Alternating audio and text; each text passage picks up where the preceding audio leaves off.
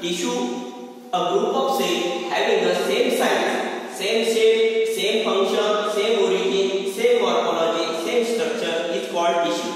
Tissue याचा अर्थ असा होतो की एका ऑर्गनमधला आपण थोडासा पोर्शन जर बाहेर काढला तर त्याला आपण टिश्यू म्हणायचं.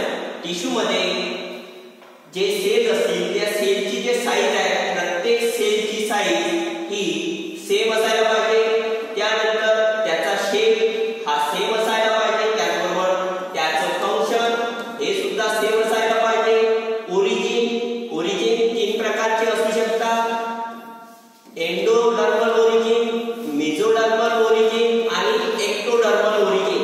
या तीन जर्म लेयर पासून त्याची ओरिजिन असायला पाहिजे.